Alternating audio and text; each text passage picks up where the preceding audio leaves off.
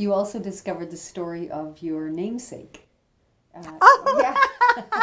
I'd forgotten that. That's right, Duanita. Yes, yes. 2 days before I left, I think it was for my second journey, the United States came into the First World War and not until 1917.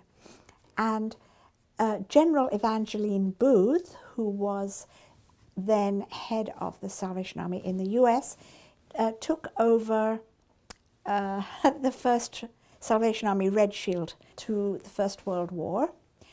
She got permission from President Wilson, apparently.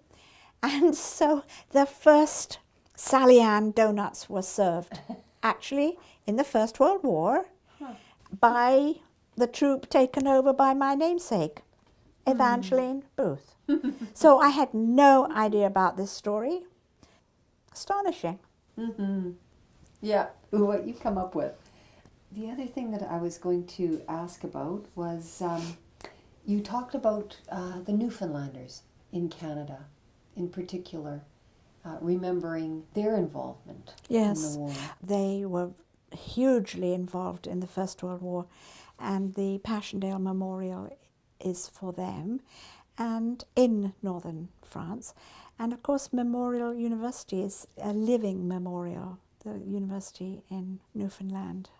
Very important to remember. The other story you tell is a story about Talbot House.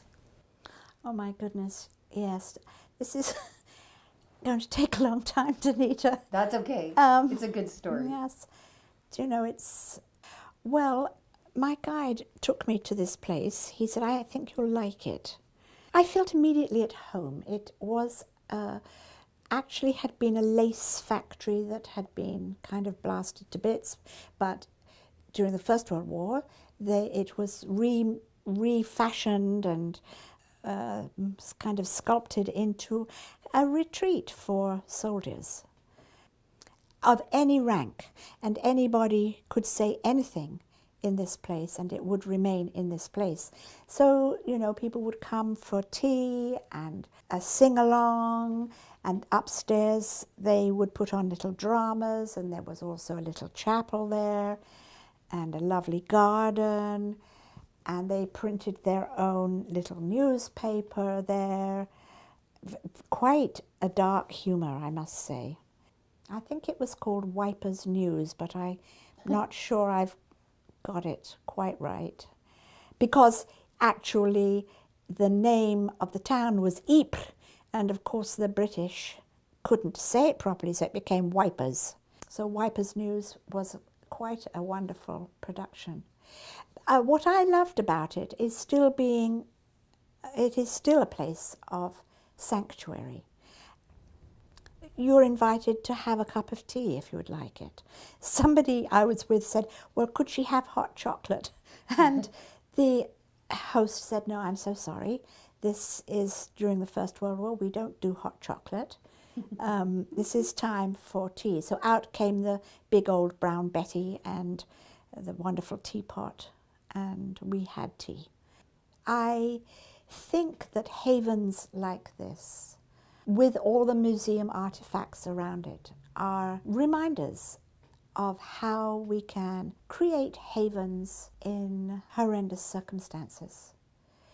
Your office is a haven, Duanita. It's a place where people can come and have tea and learn to play again and to have their dreams, to put on little dramas. And Talbot House was like that in times of desperate struggle. That's a beautiful way to end, is to end with the image of a haven. Yes. Within the horror that sometimes happens as human beings. Yes, indeed. So for anybody who's interested in learning more about the journey or possibly coming with you, they can go online and look up Dr. Evangeline Rand, A Memorial Journey 2014, and get more information or register in the mentoringstore.ca.